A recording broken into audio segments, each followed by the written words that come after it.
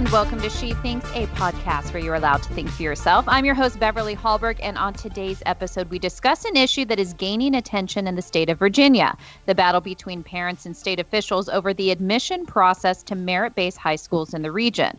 The families who are protesting changes to the rigorous testing required at these high schools have been met with much hostility, and one parent, Asra Nomani, is joining us to talk about just that. Asra Nomani is a co-founder of Coalition for TJ, a citizens group of parents, students, alumni, and community members fighting to preserve the values of the American dream at Thomas Jefferson High School for Science and Technology, where her son is a student. Asra is a former Wall Street Journal reporter who believes firmly in a founding principle she learned as a journalist: think critically and challenge conventional wisdom. She has found herself on the side of many unconventional positions, and she has courageously advocated for women's rights. Finally, she is leading the Pearl Project, which is seeking justice for Wall Street Journal reporter Daniel Pearl as Pakistani judges decide whether to free 4 men convicted in the reporter's brutal 2002 kidnapping and murder. Asra, it is a pleasure to have you on She Thinks today. Oh, I love it. Thank you so much, Beverly. Any conversation that begins with "she thinks" is going to be a winner. Well, I am very interested to know what you think about what is going on in your son's school. Now, I do follow you on Twitter, so I have seen your tweets. I've been following this a bit, but just for the sake of kind of backing up and telling us the whole story, tell us about the school that your son goes to, what that school has been known for, and what changes have been instituted that you've been fighting against. Oh, absolutely. And since you follow me on Twitter, you know my sleeping habits too, right? 3 in the morning. Exactly. I'm up at 7 in the morning quite often. Exactly. It's as if during coronavirus we just roll right out of bed into work, right? Exactly. But at least we are working, and at least we're healthy. So I'm happy for that, and grateful. But Beverly, so I'm a mom, just like so many of your listeners.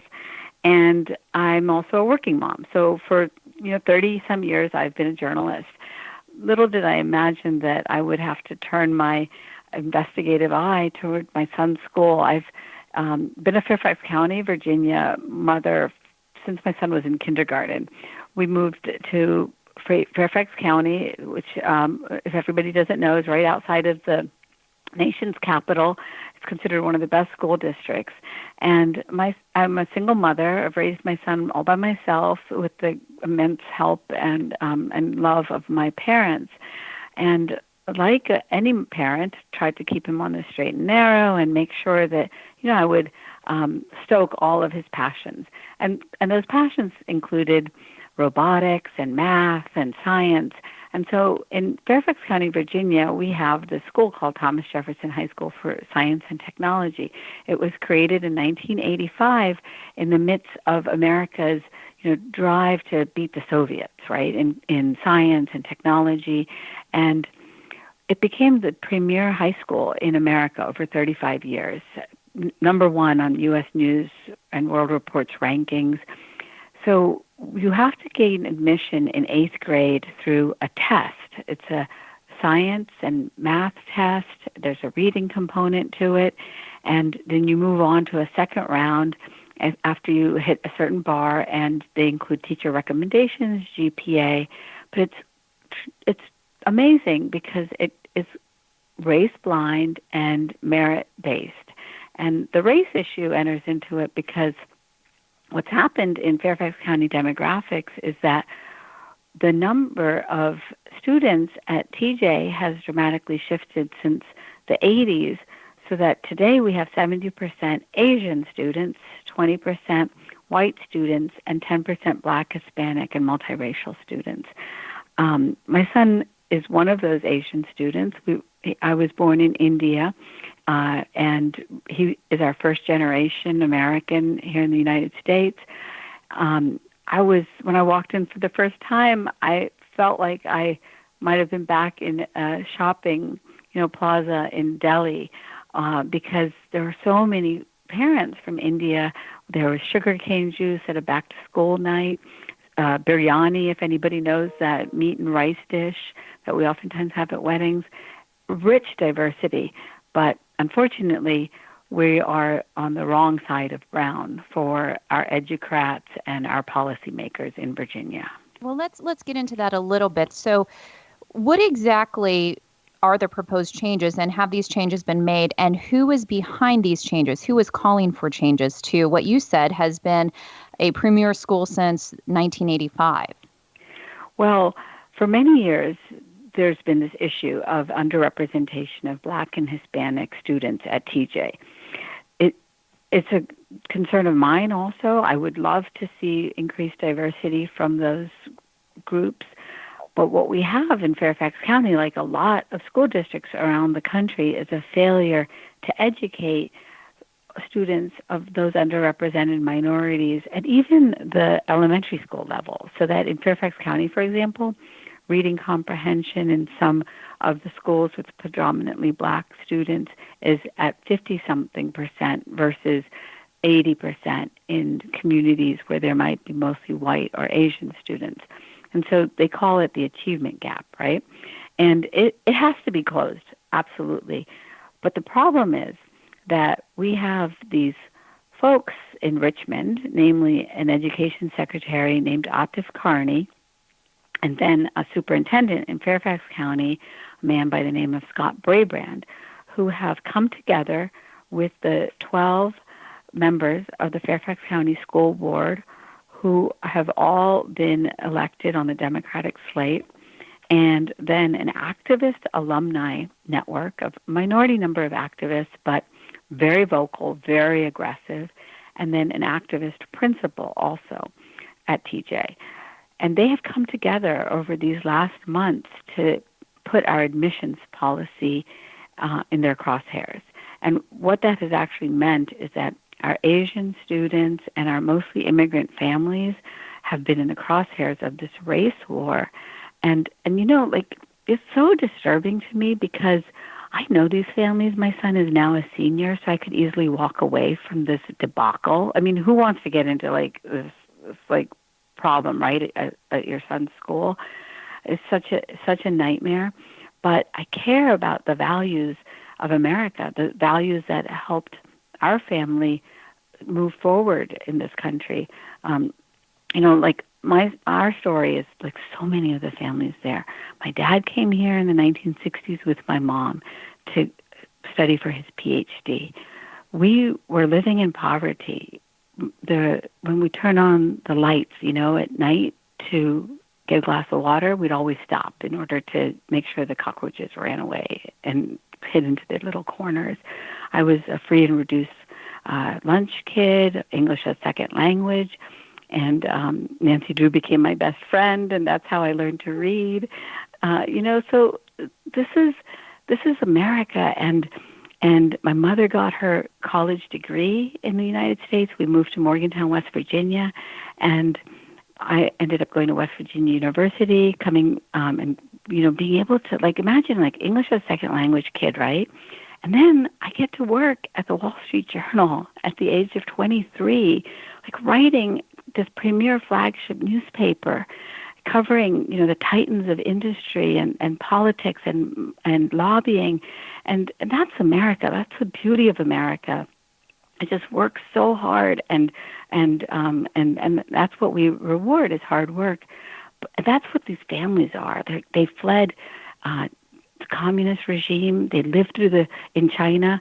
They fled the communist regimes in Eastern Europe.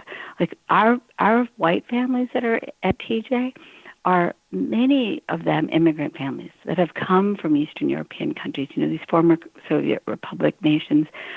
We have a mom, Yu Yan, who marched in Tiananmen Square against the repression there. And what happened is in June, in response to the new, you know, heightened awareness about racial issues in this country, we got a letter from our principal telling us that we needed to all examine our privileges. And I just thought to myself, oh my gosh, like, do you even know us? Like, do you even know that each one of us has our own story and our own journey? And that's what really just offended me and hurt me, you know, because at a time when they talk about don't make caricatures and stereotypes about people, here was a caricature being made now of our Asian immigrant families, and it's just gone downhill from there. It's just been a nightmare to live through over these last months. I can't even tell you how hurt and really traumatizing this experience has been to see our families under attack from policymakers who don't even see us as human beings anymore. We're just the wrong statistics for them. And I want to get into some of the pushback, and that's to put it very mildly in comparison to what you've actually faced. I want to get into that. But before I do, I want to play devil's advocate just a little bit. What do you say to those who make the claim that the changing the school admissions process is only about making it more inclusive, that when you can allow more minority students who are Black or Hispanic into a school like this, they're going to rise to the challenge, that being around other students who are there because of their scholastics, that will help the other students who maybe get a scholarship to go there, or maybe based on their socioeconomical status, they were able to get in. What do you say to those people who think this is going to help the students that you say actually do need help, that we need to figure out how to close that gap? Yeah, I mean, we absolutely want to see more students come in to succeed from the underrepresented minority groups and the socioeconomic groups. Absolutely. The important word there is we want to see them succeed. What is happening, unfortunately, is that the superintendent and the school board have come up with this unbelievable idea to replace the merit-based, race-blind admissions test with a lottery. So they're going to have this minimum 3.5 GPA that you have to have in order to enter into the pool. And then, a couple other things that they've tacked onto that to make it seem as if they're really going for the academically advanced kids. But the pool is going to be thousands of kids. And when you pick their names in out of a lottery, or just their other option is this kind of euphemism they call a hybrid plan, which is just kind of like guesswork on who you want to select to have come into the school, you're actually not going to make sure that the kids are at that academic level that they need to be to start freshman math at TJ.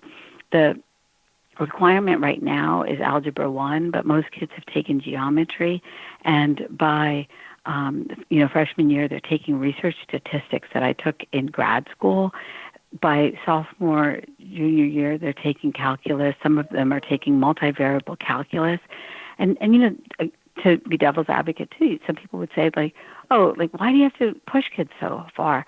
But there's this whole category of kids that are called gifted learners, which, has become a dirty word in some circles. But just like we think of folks that are special ed kids that are developmentally disabled, there are kids on the other end of the spectrum that are academically advanced, higher in processing and faster in processing, that are at-risk kids too in our school systems. Those kids will be the ones that maybe drop out because, other kids will. I mean, I was that kid where I was always raising my hand, right? Like, I have another question, and you don't sort of get the social cue that, hey, nobody else wants to hear your question anymore.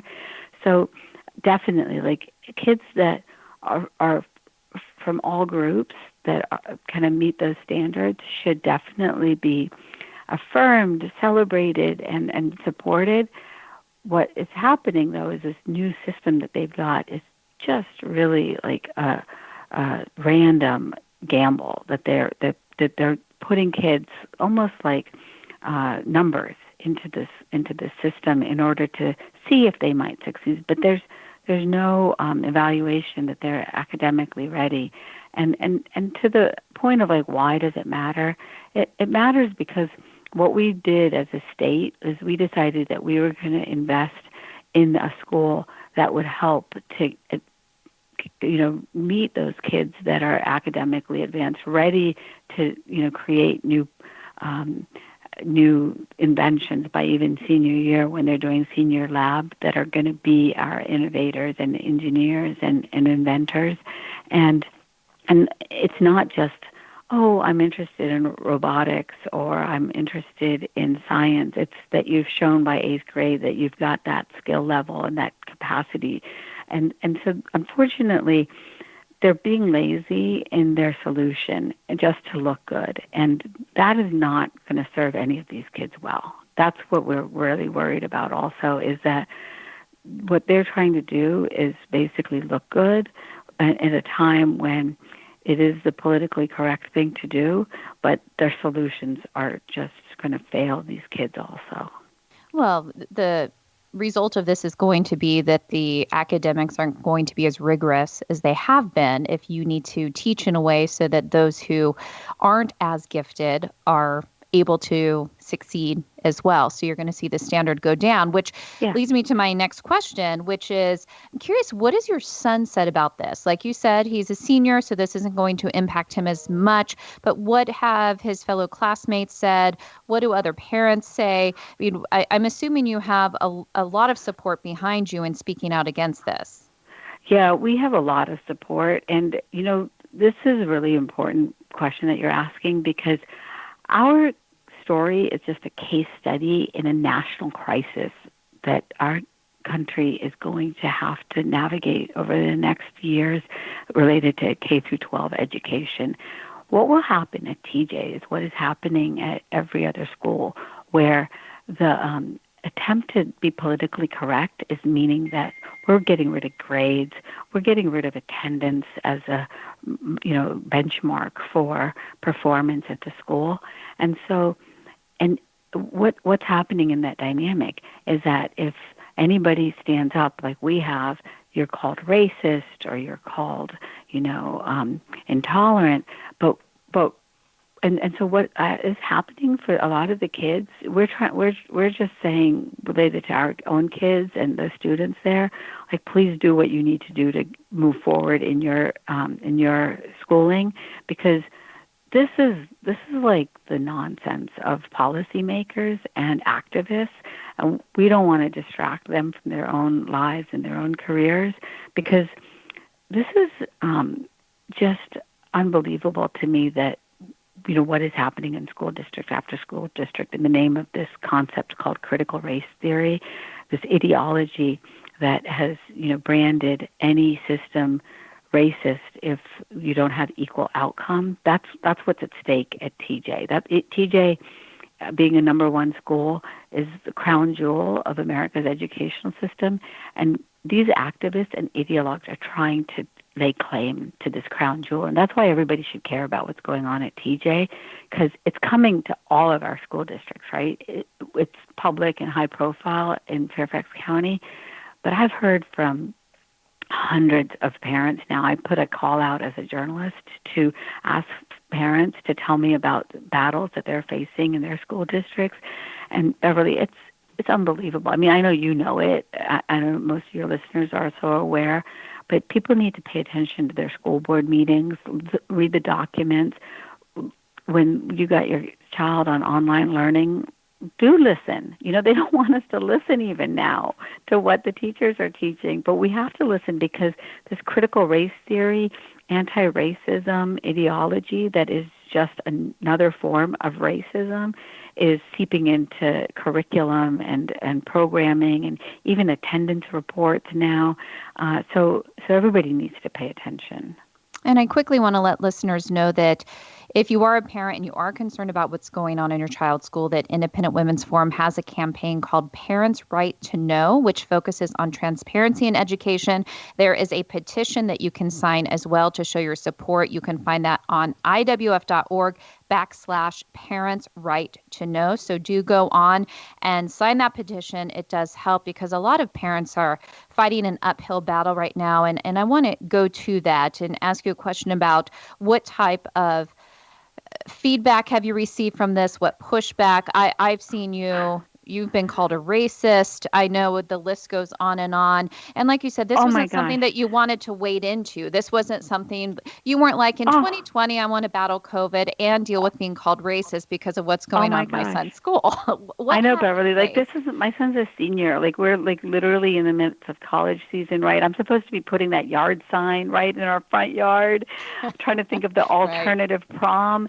And it's been just shocking to me, because what has happened is that these policymakers, like, they don't care what's happening in the trenches to our families. Families are divided. I've had, moms that I've like trusted and like loved over the last few years, like pick up the phone and call me and yell at me and act as if we're not allowed to like think, right? Like, that's the whole point. Like, she thinks, like, I think, we think, and you're allowed to have a difference of opinion. And I love the program that you guys are doing. Parents do need to know. Just as an example, I filed a request with my school district, because I heard that one of the architects of critical race theory, academic by the name of Ibram Kendi, had spoken to our teachers and faculty and staff. And when I put in that request, I got a copy of the contract. $20,000 he got for 1 hour of a video conference call. And so ask the questions. Find out how you can file Freedom of Information Act requests. Get contracts, get the curriculum, ask all the questions, because you do deserve answers. And before we go, I do want to change topics and segue to another very important issue going on. And just a little background on this, and I mentioned this in your bio. You were a friend to Daniel Pearl. You were the leading person behind the Pearl Project. You were seeking justice for Daniel Pearl, who is the Wall Street Journal reporter who was killed and beheaded in 2002. I want to talk about where things are with that. I know Pakistani judges are deciding whether to free 4 men convicted in that brutal kidnapping and murder. What can you tell us about Daniel Pearl, and what can you tell us about where things are today? Yeah, it really, Danny connects to my story as an immigrant to this country, because, I told you guys that Nancy Drew was my best friend as a little girl. Right. Well, when I went to the Wall Street Journal, Danny became my best friend at the Journal, and Danny became my passport to American culture. I was joking about how I'm supposed to be planning my son's prom this year, right? Well, when I was 18 and in high school, I wasn't allowed to go to my prom because very conservative Muslim family that I grew up in. And when Danny learned that at the age of 28, we threw a party, my first party that I ever threw, and we called it a Midsummer Night's Prom, and all the girls wore their old bridesmaids' dresses, and the guys wore tuxedos, and I finally had my prom. So that was the kind of guy Danny was. He was such a great guy. I mean, most listeners would know him, but he worked at the Wall Street Journal with me and was in Pakistan reporting these issues of extremism and militancy. And poor Danny left a house that I had rented in Pakistan, waved goodbye to him with his wife, Marianne, standing next to me. And he's supposed to come back that night for a dinner Marianne was making, and he didn't come back. And that was January 23rd, 2002. And it changed, the direction of my life. And poor thing, Danny's life was claimed then. They killed him, these militants that had grabbed him from the streets of Karachi. And that year we had a conviction of 4 men. One of the men is a man by the name of Omar Sheikh, a British Pakistani. And a judge in the beginning of COVID, these judges in Pakistan just decided that they were going to free the 4 men that had been convicted 18 years ago.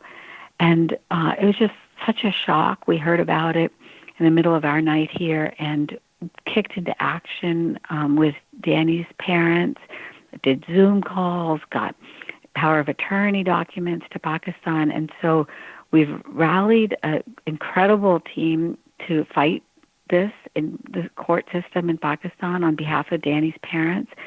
The government of Pakistan is fighting the decision to free these men also by this court. And we're now in the Supreme Court. We got the cases accepted to be heard in the Supreme Court in December. And so sometime in December, we should hopefully have good news.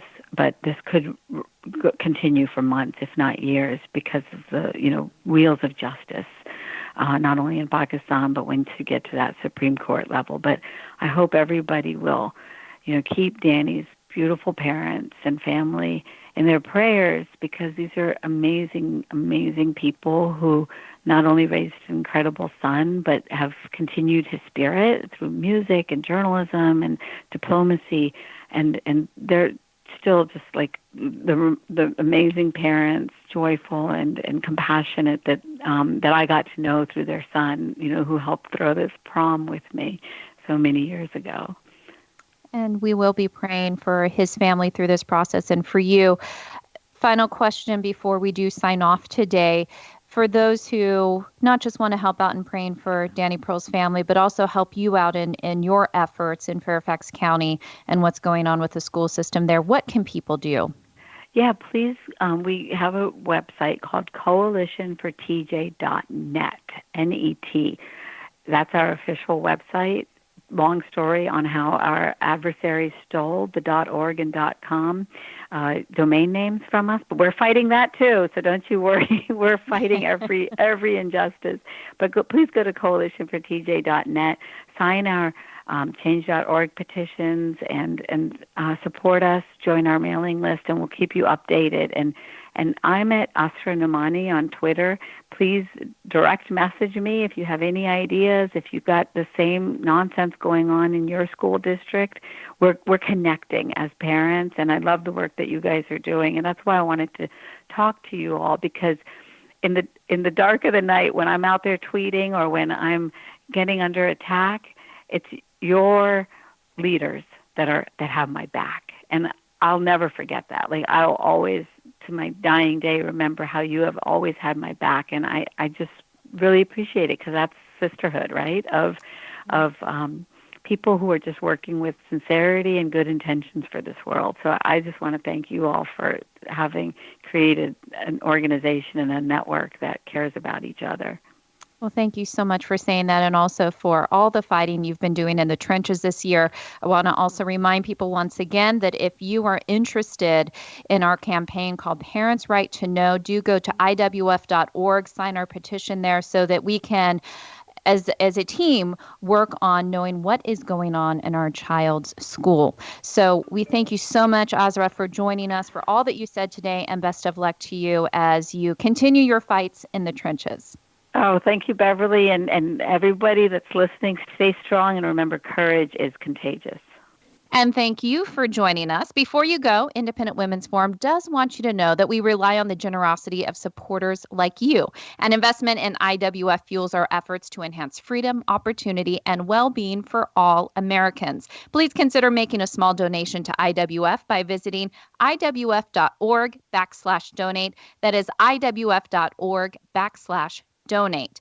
And last, if you enjoyed this episode of She Thinks, do leave us a rating or a review on iTunes. It does help. Also, we'd love it if you shared this episode and let your friends know where they can find more She Thinks episodes. From all of us here at Independent Women's Forum, thanks for listening.